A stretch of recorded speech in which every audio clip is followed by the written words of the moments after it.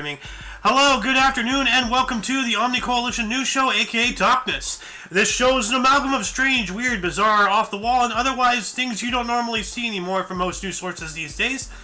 During a time of political overabundance and divisiveness, we present you with more unifying topics to discuss for the most part. For links to those articles and music done by Carrera and anything else potentially interesting, check the underbar of the description below. Anyway, I am Xander, and today I am joined by... Autoblog. Yes. And later on we're going to be joined by our resident meathead, Kratos, a.k.a. Romister, a.k.a. Doom Guy, a.k.a. Bomb Tradie currently right now. Anyway, today is Tuesday, also known as Tears Day, also known as Tuesday, December 13th, 2022. Alright. So, let's jump into the news, shall we? We're going to start us off here from Rebel News. U.S. lawmakers announce bipartisan bill to ban TikTok. And earlier today, I would have said about time, but recently I had a conversation with a friend and gave very accurate, different perspective about this. But anyway, a bipartisan group of lawmakers has introduced a bill that would ban TikTok in the U.S., citing concerns about potential Chinese government influence on the company. The Committee of Foreign Investment in the U.S. is in talks with the company about how to resolve some of the data concerns, though a solution has reportedly been delayed. The director of the FBI, Christopher Wray, has expressed his extreme concern over the Chinese government's potential influence through TikTok on U.S. users. The Anti-Social CCP Act, introduced by Senator Marco Rubio, Republican of Florida, and Representatives Mike Gallagher, Republican, Wisconsin, and Raja Krishnamurthy, Democrat of Illinois, would ban, quote, all transactions from any social media company in or under the influence of China, Russia, and several other foreign countries of concern, end quote.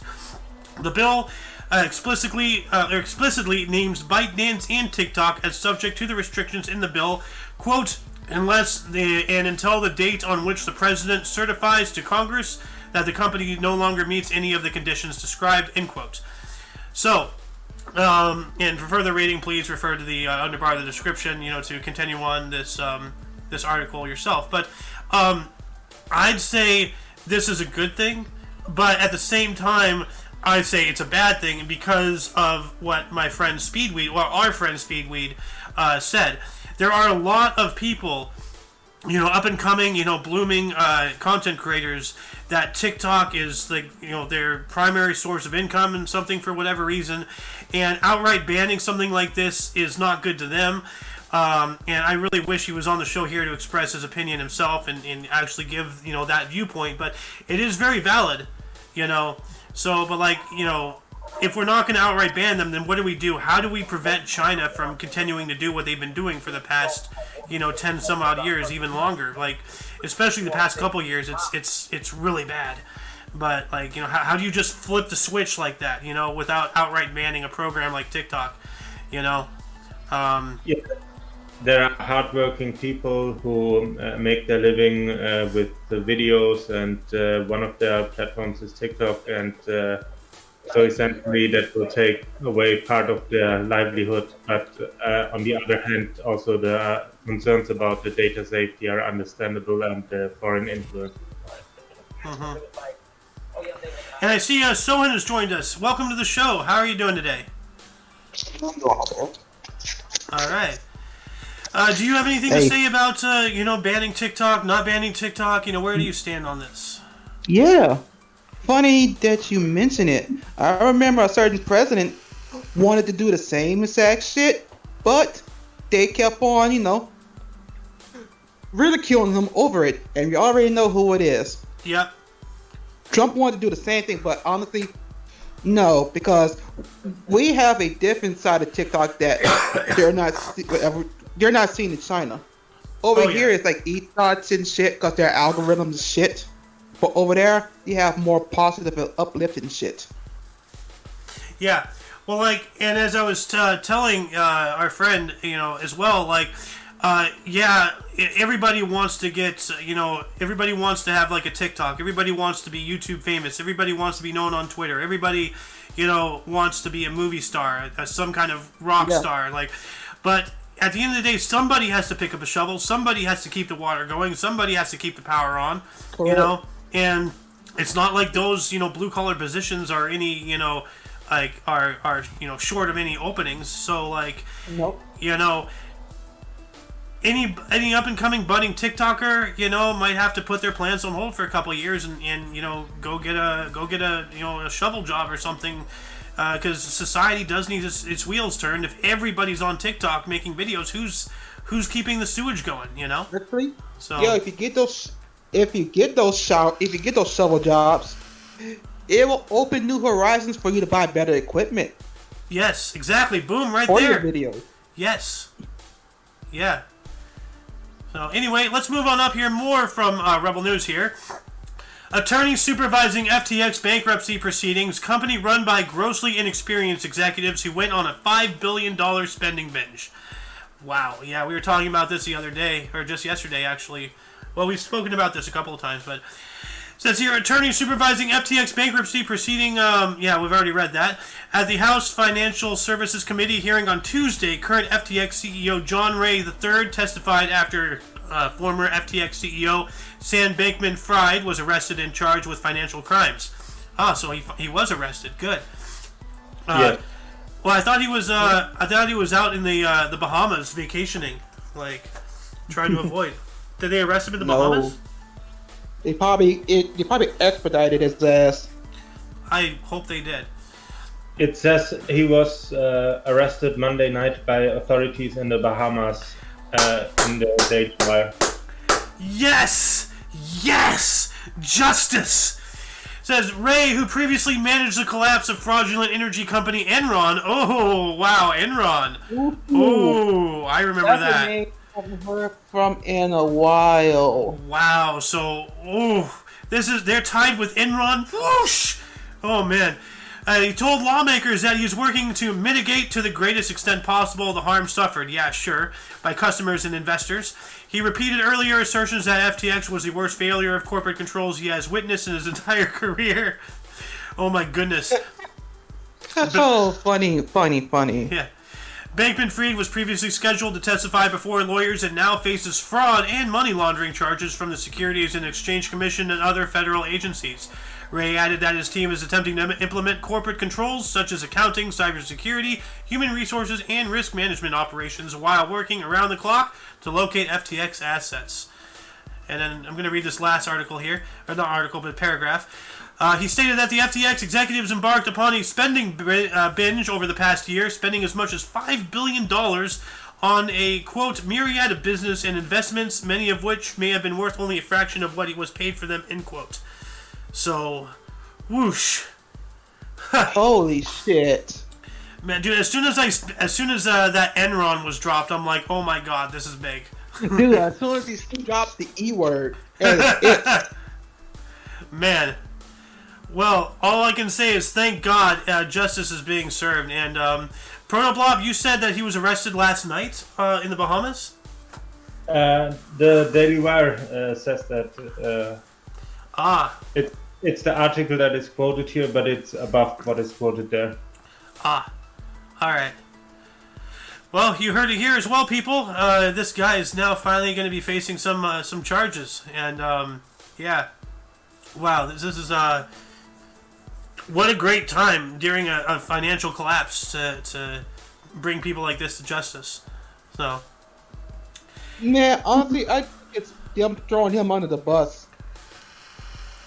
But hey, about fucking time. Yeah. The fuck in his way. Someone needs to bleed. So. Anyway, more from Rebel News. Twitter restores accounts to doctors Robert Malone and Peter McCullough. Good. So. Good. On Monday, doctors Robert Malone and Peter McCullough were reinstated to Twitter following Elon Musk's reversal of the platform's, quote, COVID misleading information policy, end quote. Malone and McCullough had been suspended in January for questioning the effectiveness of vaccines. Malone, a medical doctor with a degree from Northwestern Feinberg School of Medicine and a Harvard Medical School fellowship, holds numerous patents in the fields of gene delivery, delivery formulations, and vaccines. Mikolo, a former vice chief of the internal medicine and at Baylor University Medical Center and a leading cardiologist, is board certified in internal medicine, cardiovascular diseases, and clinical lipidology, whatever that is. Malone was banned from Twitter in January for sharing a video that claimed Pfizer's coronavirus vaccines caused more harm than good. McCullen received his own suspension after he was questioned if vaccines were as effective as advertised by members of the Biden administration. The two doctors celebrated their return to Twitter with a series of posts. Malone wrote, "I'm back. Welcome to 5th Gen Information Warfare. The battleground is consensuous of the swarm in your own mind." Or is conscious of the swarm in your own mind. Something like. So good. This comes on the heels of yesterday's article where it was revealed that Trump was completely wrongfully banned. He did not violate anything. So. Yeah. But you want to tell me that people who had a formal education in medicine know more about medicine than some social media moderators? Hey, he did violate them, the truth and facts. Oh yeah, that is true. Yeah. And you see, Kratos has joined us. Welcome back. How was your shower, sir? Did you bathe in the blood of your enemies? Well, he's muted, so he's probably gargling with the blood of his enemies right now. So anyway... He bathed in the blood orbs. Yeah, yes, the blood orbs. Anyway, we're going to move on up here. More from Rebel News. This one's kind of weird. Cambridge Dictionary adds inclusive definitions of man and woman. How does that work? Yeah, I heard about it today. Yeah. Earlier. Yeah, it says here, the Cambridge Dictionary has recently updated its definitions of man and woman to include those whose gender identity does not correspond with their biological sex. The online version of the dictionary now includes a second meaning for man, quote, an adult who lives and identifies as male, though they may have been said to have a different sex at birth, end quote, with the example sentences, Mark is a trans man, a man who is said to be female when they were born. Their doctor encouraged them to live as a man for a while before undergoing surgical transition. So, and then the dictionary definition of women or woman includes a second definition that reads, quote, an adult who lives and identifies as female, though they may have been said to have been a different sex at birth, end quote. So, lunacy. That's all I have to say. Man. So, I feel sorry that Stephen Hawking went to that fucking college. That reminds me, we have two humans at home, but unfortunately at birth they were identified as dogs. Huh. Yeah. Boy. Alright. Anyway, we're going to move on up here from Audio Central. Man suffers facial paralysis after staying up to watch World Cup games for a week. So, not good. A 26-year-old... What? That's fucking devotion, but damn. Yeah. It says here, a 26-year-old man wound up with facial paralysis after wasting several nights watching the World Cup football game for an entire week. The World Cup is always an exciting time at football fans all over the world, but keeping up with the action is a huge challenge, especially during the group stages, and even more so when the host country is in a very different time zone. But that doesn't mean there aren't diehard fans out there who will sacrifice sleep for nights in a row to make sure they don't lose a single game. Unfortunately, that can take a terrible toll on one's body, as a 26-year-old man in China recently learned at his own expense.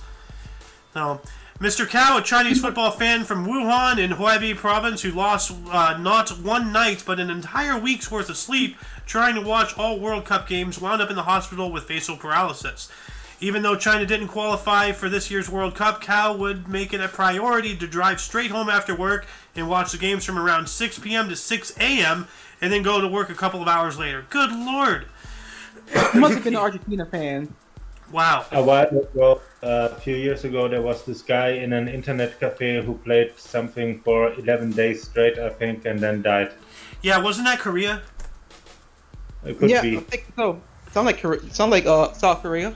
You know, it was either Korea or Japan. I think it was Korea, but I remember hearing about that. And, you do need sleep. That is a medical requirement for life. You do need sleep. So. I'm about to say, if it was Japan, Saudi men be like, that's child's play. Yeah. It says here, it continues on, the 26-year-old man was fine for a few days, but it wasn't long before he started noticing that the lack of sleep was taking a toll on him, and by that time it was already too late. So, like, guys, like, you know, if you're a fan of something, that's fine, but don't stay up for 12 hours every night and get no, like, this guy only got like an hour of sleep, if that, a day, you know? Yep. Just get the updates. That's not good. On the matches, you know, or the highlights. Yeah, like, man, that, you know, I don't know what else to say. Like, you know, like, moderate yourself. Like, by 26, you know, you'd think that you'd be, you know, mentally, you know, grown up enough to, like, realize that, you know, you can't have everything you want. But that is strong devotion for your sport. Yeah, this guy should get a trophy or some kind of recognition at least, you know? In China? No, because he's not a Chinese. He's not a supporter of China. Well, he might be, but no, like, I'm talking from FIFA itself. Like, they should, like, you know, give him something. China won't, that's for sure, but no, like, the football clubs really sure, you know, should do something with that. So,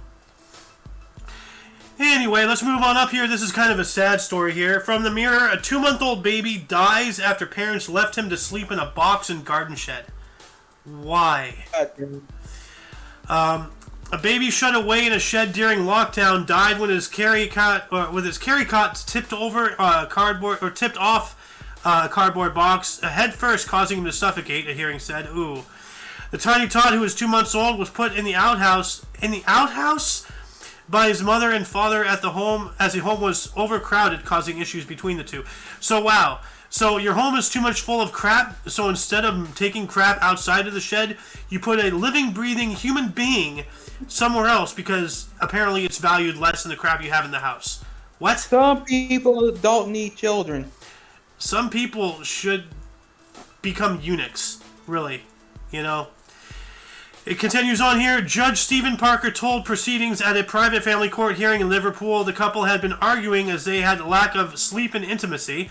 As a result, the little boy was put in the shed where he later died in June of 2020. He said, quote, "In haste or recklessly, the carry cot was placed by the mother and or father on an inappropriate and insecure cardboard box in the shed," end quote. That is tragic. That is absolutely tragic. But, you know, I don't think these people really care. You know, they didn't care enough about the kid when it was alive, so they probably don't care about it now. Really, really sad. So they did not even take the time to make sure that the kid was safe wherever they put it in the shed, but just, you know. You know, like, I'm not a fan of government overreach, but something does need to be done. There does need to be moderation over who's allowed to have children and who's not. And, you know, as my dad would say, and I would say too, you know, who's going to be in charge of that? I don't know. But we can't keep having shit like this. You know, there needs to be something, and obviously, you know, governmental, you know, like, reach into this subject is the last thing we need, but people aren't going to take, you know, societal responsibilities, so at some point, something needs to give. You know, we can't have people, you know, leaving their children out in outhouses all the time, you know, so, I don't know, this is just disgusting that this even happened. Oh. Anyway, let's move on up here. More from the Mirror. Restaurant owner's desperate plea after 22 no-shows in one single night hits hard. Good Lord. Could you imagine? Like, you know, relying on, you know, what's the word? Reservations, you know, as a restaurateur, and then, like, nobody shows up. Like, that's an entire night lost. Like, it says here, a Greek restaurant owner has revealed how his business was hit hard after 22 people failed to show up for reservations in one night. Marios Bregu, who runs Maria's Greek Taverni in Cardiff, said despite making a booking, the no-shows left his restaurant empty on Saturday. Oh, Saturday night, that is hard. The 28-year-old who runs the Taverna in Cathays was forced to chuck out 200 pounds worth of food. Wow.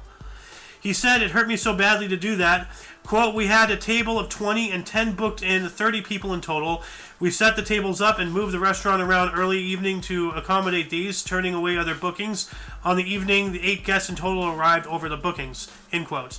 Because of the no-shows, Mr. Brigu also had to turn away a member of Walk-ins, Wales Online reports. He added, quote, "No-shows have been happening more in the past few months with the recession and the gas and petrol prices.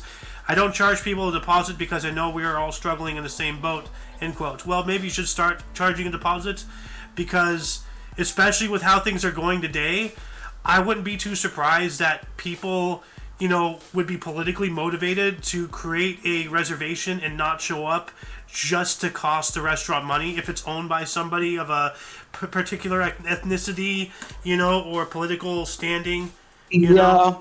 Like, people are assholes. Wait, aren't the Greeks liberal? What? Aren't the Greeks liberal? I have no idea.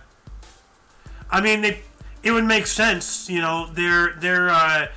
their economy has completely destroyed the European Union. So, Well, their economy was destroyed after the fall of the Bronze Era anyway. Well, yeah, but because of Greece's incredible financial crisis, it's dragged out the rest of the entire European Union down with them. And that's that was one of the main reasons why the UK was trying to get out, because it doesn't matter how good the UK or France or Germany or Italy or Spain is doing. Your group is only as strong as the weakest link in the chain, and right now that's Greece.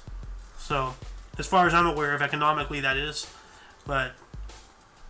So I don't know the laws in the UK, but in Germany, if you cause financial damage to a business, you have to pay it, and even if it's by making a reservation and not showing up, if they can prove they had financial damage because of that, you have to pay it. Well, that sounds fair, Highly fair. Yeah. So maybe he should start charging a cover charge. Like you're saying that everybody's hurting. Well, you're the one hurting most. Nobody's paying you. Mr. Greek restaurant guy, Mario Sprigu. Like, you gotta do something, man. So, anyway, let's move on up here. This is concerning here. More from the Mirror. Major incident declared as thousands of UK homes to be left without power for days. Wow. A major incident has been declared as thousands of homes face days without power and freezing temperatures, no less. People living in the Shetland Islands in Scotland reported a blackout on Monday afternoon, and power is expected to stay off until Thursday. SSEN Distribution is working to restore supplies to about 2,800 homes, but warned full restoration is only likely by the end of the week. The Scottish Government Resilience Room met today to discuss the impacts of the power outages and subsequently declared a major incident. More engineers are expected to arrive in Shetland on Wednesday morning, reports the Daily Record. Police Scotland has also warned residents to stay indoors to avoid treacherous weather conditions, as Shetland's area commander urged people to try and find ways to stay warm.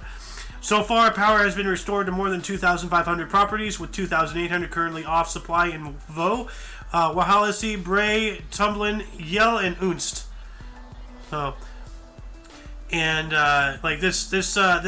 Is going to kind of bring me back to the story we had at the top. What if some people in here, were TikTokers? How are they going to TikTok without power? Maybe they should have become an electrician. So, yeah. Also, we just talked about the restaurant owner who had to throw food away, and those people will be in the same position because some of the food will spoil, or they will bring it outside and then the weather conditions destroy it. Yeah, and that's a waste of food. Especially with how expensive everything is. In the major push to switch to plant and bug-based diets, and we're just people are just not showing up to a freaking reservation that they made, and they're causing food to be wasted. These people should be punished. They should be arrested. They should be more than charged. They should be penalized for doing this. So, anyway, let's move on up here. More from the Mirror. Driver fumes as shopper stands in parking space and refuses to move. And this is another example of people being assholes. With internet anonymity and everything, it's created an entire society of people acting like trolls because they know nobody's gonna throw the first punch because everything's everybody's scared. At this festive time of year, parking outside of shopping centers can start to get a little heated, as demonstrated in one recent tense interaction. In footage that has since gone viral, an outraged Audi driver can be seen furiously trying to park their car in what would appear to be a free space, absolutely incensed that a shopper is already standing in the spot. Although many would simply move on as soon as someone began honking their horn, the person in question remained firm and still, apparently determined to hold the place for someone else. The result was a standoff worthy of Clint Eastwood himself. Oh, wow. You can't call spaces like this. Come on. Yo, I would drive off, wait for the fucker's car, and then fucking key it. Yeah.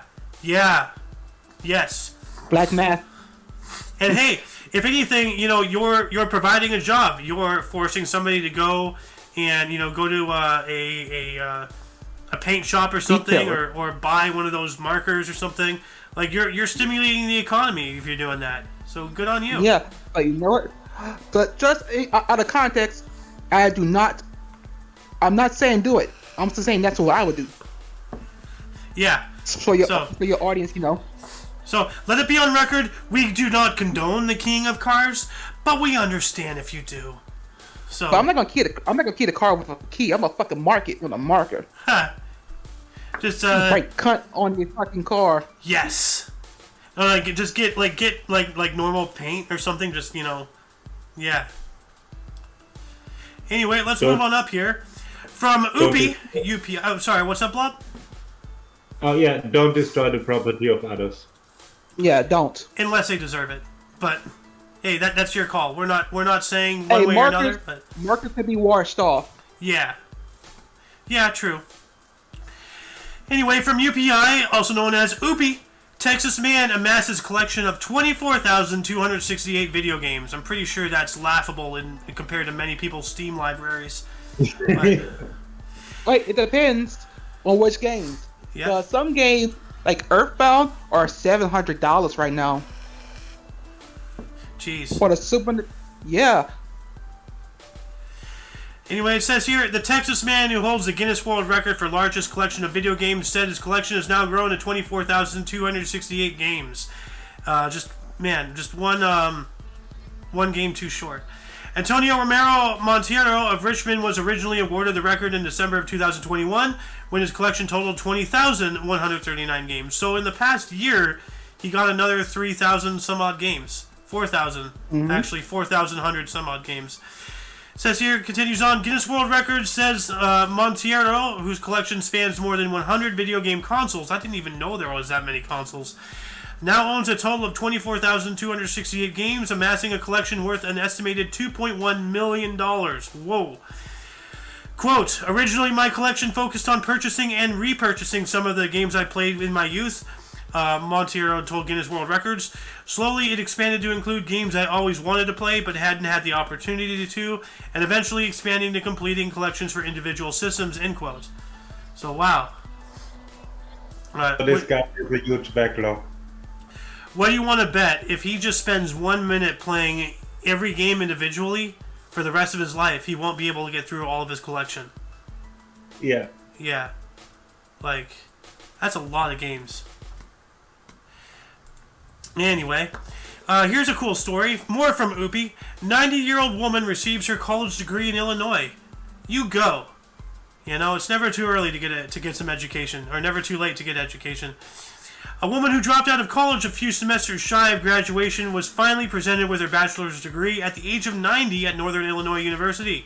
The DeKalb School announced its graduating class Sunday included Joyce DeFiao, 90, of Geneseo, the oldest person who ever graduated from that university. DeFiao enrolled in what was then known as Northern Illinois State Teachers College in 1951 and attended for 3.5 years before dropping out to get married and start a family. She returned to school in 2019 and took online classes to complete her Bachelor in General Studies degree, which she received at Sunday's graduation ceremony. Nice. Nice. So it took her over 70 years to graduate. Hey, that was her life goal, essentially. Yes. Yeah. I still have a life goal to get a college degree, and maybe one day, if colleges stop being the way they are today, I might go back and might actually do something with my life. Who knows? So, anyway, this one's kind of sad. From UPI, overturned truck spills load of hams, various meats in North Carolina. No! I have a feeling that this is an act of domestic disturbance from vegans. They probably intentionally caused this to crash. It says here, a collision on a North Carolina highway caused a tractor-trailer to overturn and spill its load of hams and other various meats into the roadway. The city of Monroe said in a statement that the truck carrying a load of meats was traveling on Highway 74 when it ran a red light at the intersection with John Moore Road just before 7 in the morning on Monday. Ooh, running a red light, that's not good. The truck collided with another vehicle and overturned in a parking lot just off the highway. The overturned truck spilled its load, which included Smithfield hams and other various meats. The drivers of both vehicles were treated for minor injuries, and the truck driver was cited for running a red light. Good. Traffic was diverted for a few hours on Monday morning while crews cleared the meats from the scene. That is a tragedy. Like, especially in today's world, as I said before, they're trying to switch us to a plant and bug-based diet and everything. We need to hold on to every shred of meat we can get. And we just lost the whole truck. Rest in peace. So. Anyway, more from UPI. And I'm going to rattle this one off here. This is interesting. Odd 2022. The 10 oddest Guinness World Records of the year. So it says here, when most people think of Guinness World Records, they might think of the world's largest serving of guacamole or the woman with the world's largest feet, which we've actually covered in the past couple weeks. They might be surprised to earn... I'm sorry? You covered her feet. Yes, we covered the feet. It required a big blanket, but we did it. They might be surprised to learn of some of the record-keeping organization's most obscure categories, such as the longest journey by pumpkin boat or the farthest tightrope walk in high heels. The year 2022 was the latest in a recent string of particularly unusual years. So with that in mind, the UPI Odd News is proud to close out the year by presenting the 10 oddest Guinness World Records of 2022. We have most drink cans placed on head using air suction. So, I didn't realize you can do that. But that's interesting. The guy has a can head. And most eggs balanced on the back of hand. What? Like, how do you balance eggs on the back of your hand? That's weird. Fastest time to find and alphabetize the letters in a can of alphabet soup. Are people really that bored? Like, good lord. Go out and pick up a shovel. Get to work. Farthest tightrope walk in high heels. Okay, well that one's insane, but I can understand that. Fastest time to eat 10 Carolina Reaper chilies. Why? Why would you do that to yourself? That's just painful. Like, and I remember seeing this picture. That looks horrifying. Largest gathering of people with the same first and last name. Oh. Huh. Well, that's interesting. And then farthest distance to blow a pea. We covered this one too. Farthest distance to blow a pea. Longest journey by pumpkin boat paddling, and we saw that in the picture at the top up here. This guy is in a boat made out of a pumpkin, paddling it like a canoe. We also have fastest time to assemble a Mr. Potato Head. Okay, once again, do people not have anything to do with their lives? Longest beard chain. We did that one too. We talked about that one as well. So yeah. And that's pretty interesting to go back and reminisce about our own past coverings and everything. So, yeah, go ahead and check the link in the underbar of the description. You'll get a link to this article, which links to all these other articles. Most eggs balance on the back of the hand. What? Iraqi man balances 18 eggs on the back of his hand for world record. Oh wow, look at that. So he's basically using his hand to hold a bunch of eggs. Instead of the palm, he's using the top. So, that's wild. Anyway, let's move on up here from NPR. Inflation has reached the North Pole as Santa shortage looms. Oh no, Santa! It turns out that Santa might actually not be coming to town, or at least it may be harder to book him than it was for Christmas in the past. And no, it's not because kids have been naughty this year. Instead, you can blame the ghost of economy present. Planet Money's sources at the North Pole reveal that Santa's services are more in demand than ever, and he and his helpers are having a hard time keeping up. Mitch Allen, the founder and self-described head elf of HireSanta.com, one of the world's largest staffing agencies for holiday entertainers, He recently joined us on a video call from the North Pole. Actually Fort Worth, Texas. Donning a green elf suit and fur-lined hat, Alan told, what is this source? NPR, that his industry is overwhelmed with Santa requests. Quote, here at Hire Santa, demand is higher than it's ever been before, Alan says, end quote. His company has seen a 125% increase in demand for Santa compared to holiday seasons before the pandemic. For every new Santa who wants to work for his company, Alan says he has 20 clients clamoring for Kris Kringle's jolly services. More quotes, we are turning down more events this year than we have ever turned down before. There's definitely a shortage of Santas. So, end quote. So, yeah, we have a Santa shortage. But it's not because the children were naughty, it's because the adults were naughty. Yeah. Well, this year I believe we can say that the politicians have been naughty. So, but yeah. Santaflation, huh? Delays in the Santa pipeline. The Christmas miracle of a functioning market. Oh my God. Yeah, there's a lot in this article. So this is a lengthy read. So I advise our viewers to go go to this link, go check this out here.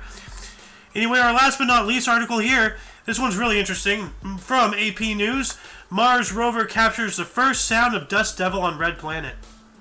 Interesting. It says here, what's a dust devil sound like on Mars? A NASA rover by chance had its microphone on when a whirling tower of red dust passed directly overhead, recording the racket. It's about 10 seconds of not only rumbling, gusts of up to 25 miles per hour or 40 kilometers per hour, but the pinging of hundreds of dust particles against the rover Perseverance. Scientists released the first of its kind audio on Tuesday. It sounds strikingly similar to dust devils of Earth, although quieter since Mars' atmosphere makes for more muted sounds and less forceful wind, according to the researchers. The dust devil came and went over Perseverance quickly last year, thus the short length of the audio, and the University of Toulouse's Naomi Murdoch, the lead author of the study appearing in Nature Communities. At the same time, the navigation camera on the parked rover captured images while its weather monitoring instrument collected data. So let's take a listen to this.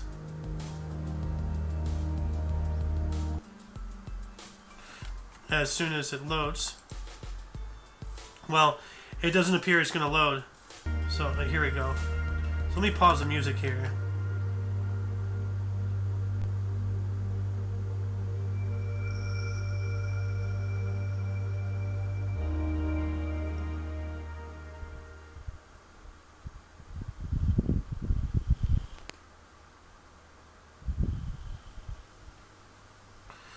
Alright, and there you have it. That was audio recorded on the Red Planet. What a time to be alive. Wow. There was also a scientific article about it published today. Do you have the link for that? I posted it in the... Oh, yes, you did. Alright, I'm going to add these to the underbar right now. So, adding these, put up. 1 and 2. Copy link. Yeah, see the criminal charges against Bakeman Fried revealed from earlier. So I have that in there as well. All right. And that shall be it for today. Once again, you can check the underbar of the description for any links you may find interesting, including but not limited to all things OMNI Coalition. For your dose of different, odd, and otherwise unknown news, we stream Monday through Friday at 2 p.m. Pacific Time, which is 5 p.m. Eastern, I believe. And what time is it in Germany? 11 p.m. All right. Anyway, for all of you and all of us, I am Xander. I'm Protoblob. And earlier in the show, we had the one, the only, the legendary, the man, the myth, legend, Soen himself. And, of course, Kratos in the live studio audience, currently known as Bomb Trading. Anyway, until you catch us tomorrow, or if you're interested in history, we have a history show every day at 10 in the morning Pacific Time. Whatever the case, until then, don't forget to look right and left at every intersection, rate 5 thumbs, and subscribe. Toodles! Toodles!